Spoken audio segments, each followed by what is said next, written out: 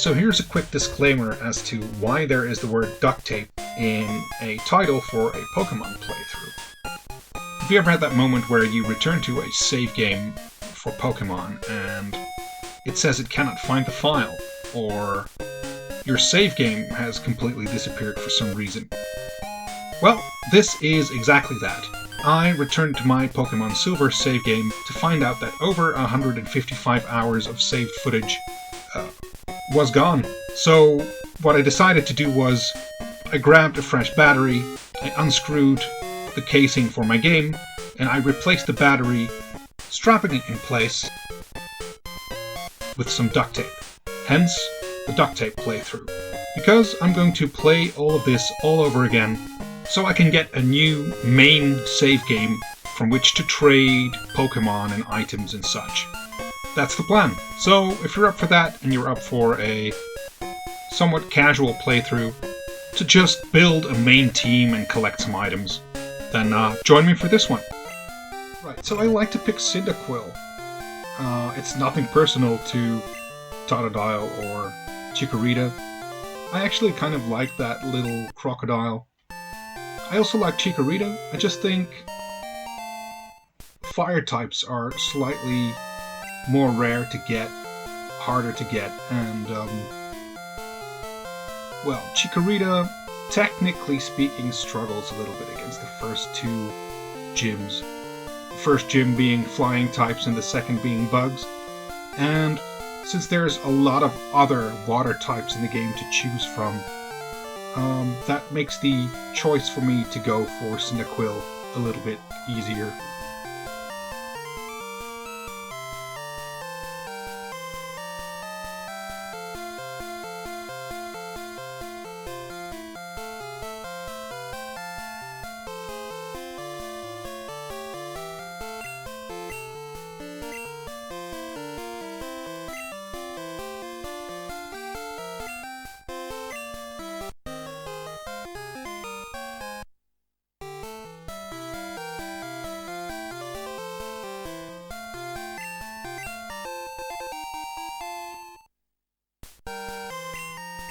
I hope you don't mind me speeding up a little bit, because I think most people know this part of the game, right? We're supposed to go to Mr. Pokemon, we're picking up an egg, and then we're going back to Professor Elm to show that egg. And I just want to skip slightly ahead until we get to the part where we engage in the rival fight.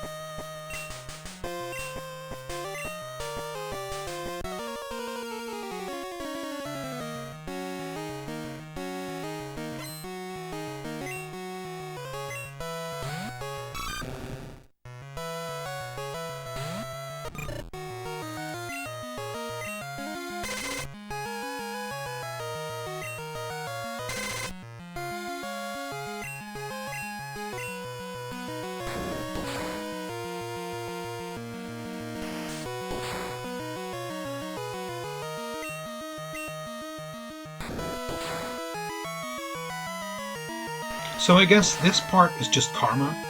I mean, here I was at the start of the game bragging that I'd rather pick Cyndaquil, and right now a level 5 Totodile is putting me into some trouble.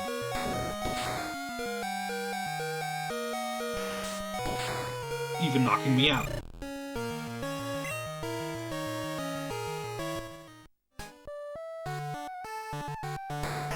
So what do you do when your rival absolutely owns you in a fight? That's right, you report him to the police. Because there's no way he could have beaten you fair and square, right? He stole that Pokemon, he cheated. I mean, there's no way he was better than you, right? So, you report him to the police, you tell everyone he's a D-bag, and then you move on with your life.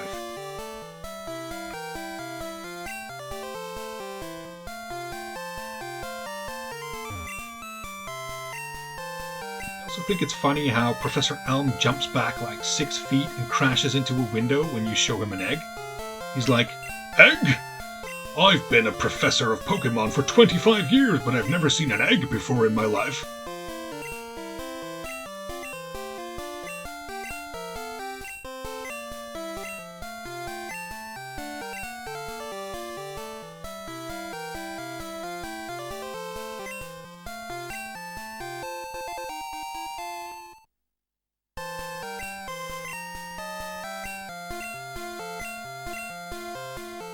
So we're pretty much set to be on our way and becoming a Pokemon trainer. But first, we need to visit someone. Someone I consider to be somewhat of a folk legend.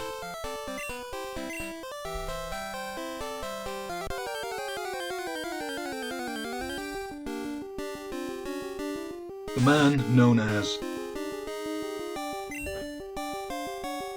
Dude. I mean, he's just there, he shows you how to catch a rat, and then he gives you a bunch of Pokeballs. He's a random dude, but he just does that for you, you know. So, I wanted to give a shout out to the dude.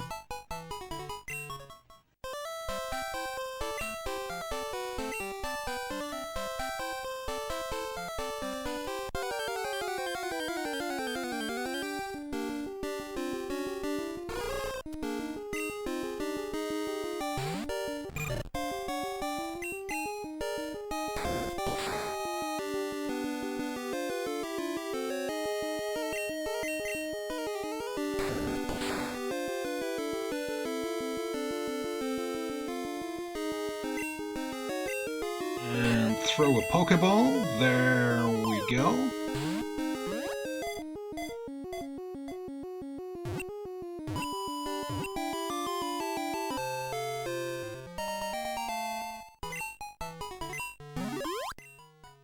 Hope you don't mind if I skip ahead a little bit.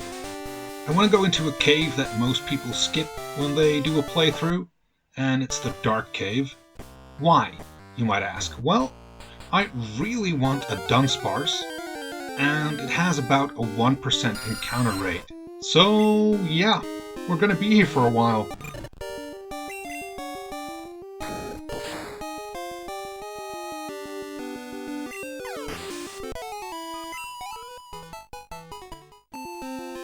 It's such a while that I even catch a Geodude first. 2 hours later.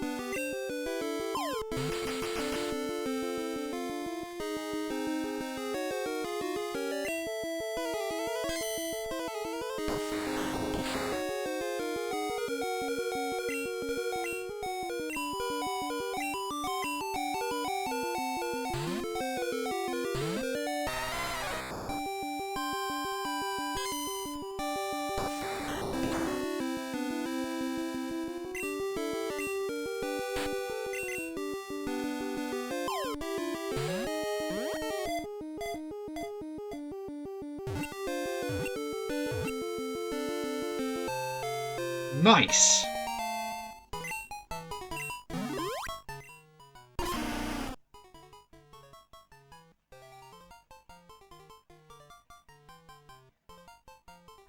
Now, let's give it an appropriate nickname.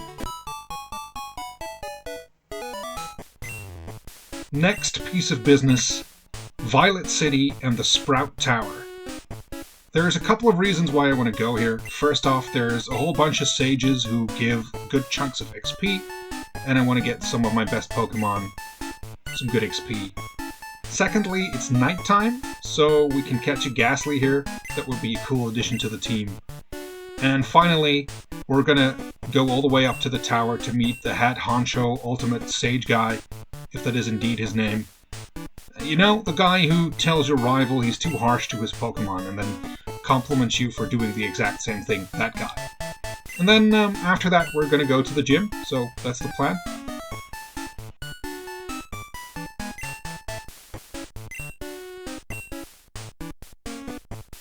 I am still trying to find a way to get a different set of moves on Ghastly to work, because, you know, the usual is you get it Psychic, you could get it Shadow Ball, but Shadow Ball is a physical move this gen, which is weird. And it learns things like Nightshade, Curse.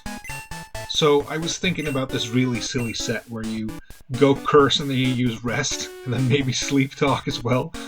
Nah, it's never gonna work. I probably won't even do that, but there's just so many moves on Ghastly in Generation 2 that are really niche, and I kind of want them to work, but I know they won't.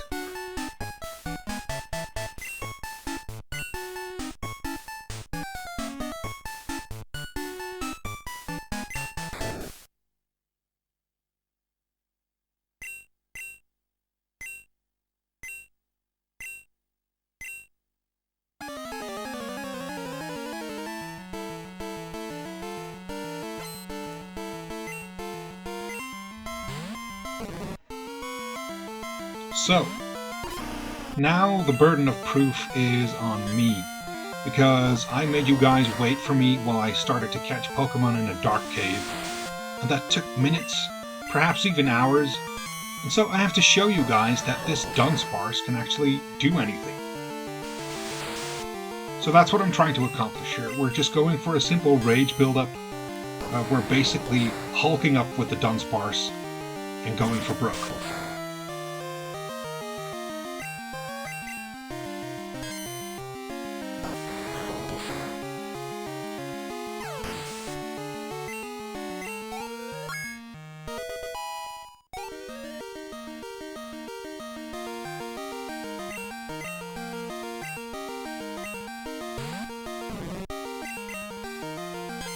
Man, I can't wait until it learns Glare, and I can teach it the TM for Headbutt. I mean, I think it's pretty funny to start cheating opponents with a Dunsparce that just paralyzes and then flinches, but until that time we'll stick with anger management Dunsparce instead, you know? Click Rage, have it build up, see where that gets us. So far so good though. Let's see, one more Pokemon. The Hoot Hoot. Level 10, we're 2 levels lower, by the way. Tackle comes in. Rage is building. How much does it do? Look at that. That's 3/4 at least, right? Another Tackle, we can take that. And that's game, I think. Yeah. So there you have it. A Dunsparce sweep using only Rage. And I started at level 7 and beat level 8 to 10 Pokemon with it. So here's my first bit of burden of proof to show you that this useless land snake can do something, at least.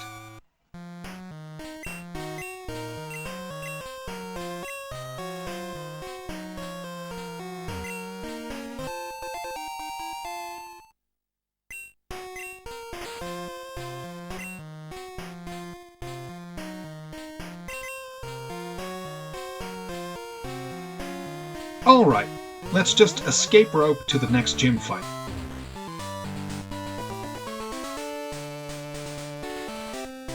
We're up against Falconer and his birds. I've trained my team a bit.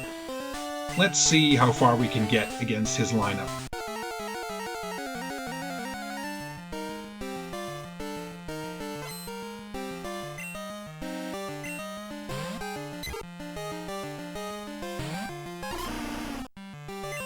I'm making it sound way more dramatic than it is, of course.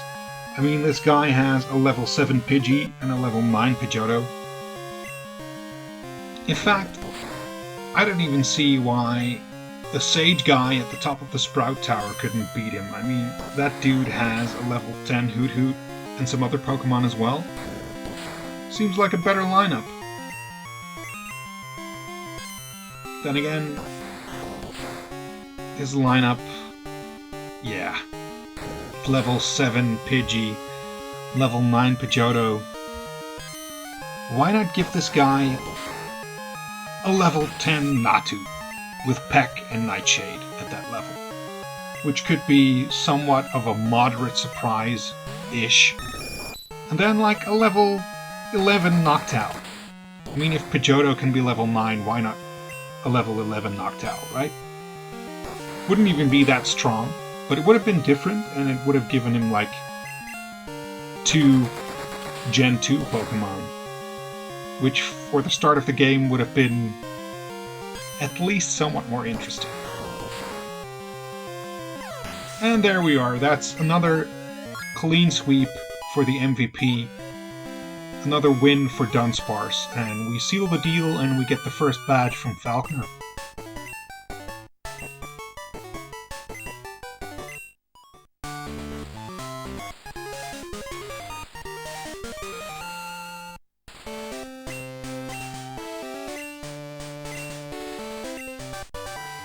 And that is the Duct Tape playthrough episode 1 for now. If you enjoyed this, I hope you'll join me again for episode number 2, where I continue to play through the game to restore a reliable save file. Thanks for watching.